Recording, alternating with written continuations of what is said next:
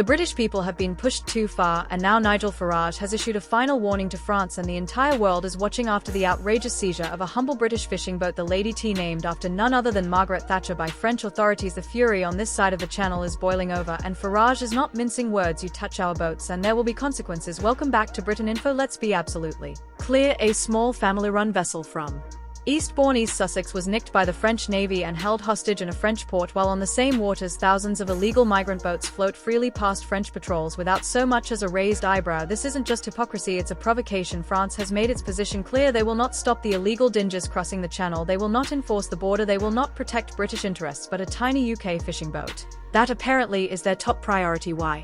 Because one of their own boats was fined for breaking our rules in our waters, so now they are retaliating, playing geopolitical games with the livelihoods of British workers. And Nigel Farage has had enough. This is not just an attack on a boat, it's an attack on Britain's sovereignty, he thundered in a fiery GB News appearance. If they think we're going to roll over, they've got another thing coming. Farage's warning to the French government was loud and clear: you keep your hands off our fishermen or we will escalate. And the British people are behind him. Social media is ablaze with fury. Thousands are asking the obvious question: why are the French arresting British fishermen while letting migrant boats launch freely from their beaches every single day? It's a question the French authorities couldn't answer because they didn't even try. GB News' Ben Leo physically went to France to get answers. He searched the coast for the Lady T. He tracked down the port authority. He confronted officials, and what did he find? Blank stares, shrugs, closed doors. Oh, it's Sunday. They said we don't work Sundays. Don't work Sundays. Try telling that to the fishermen whose livelihoods are now under threat. Try telling that to the millions of Britons watching their country get walked over.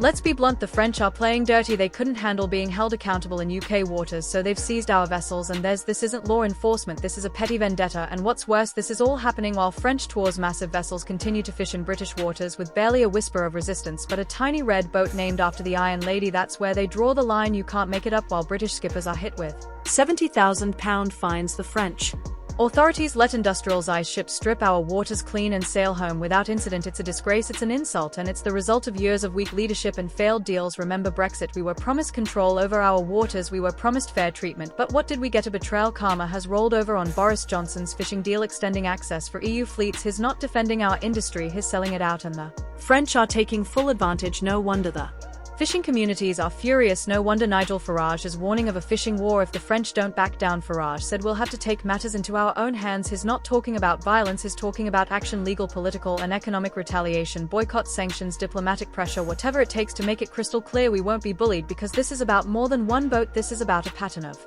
disrespect. It's about a country that won't police its own borders but will gleefully punish British workers for minor infractions. It's about a political class that cares more about EU harmony than UK independence, and it's about ordinary people: the fishermen, the coastal communities, the taxpayers who are being left behind while bureaucrats sip wine in Brussels and shake hands in Paris. Enough is enough. This moment has struck a nerve. This was today's important update. We want to make it clear that our videos do not contain any kind of misinformation. Our only goal is to deliver true and verified news to you. If you enjoyed the video, please like, share your thoughts in the comments, and don't forget to subscribe to the Britain Facts channel. Thank you.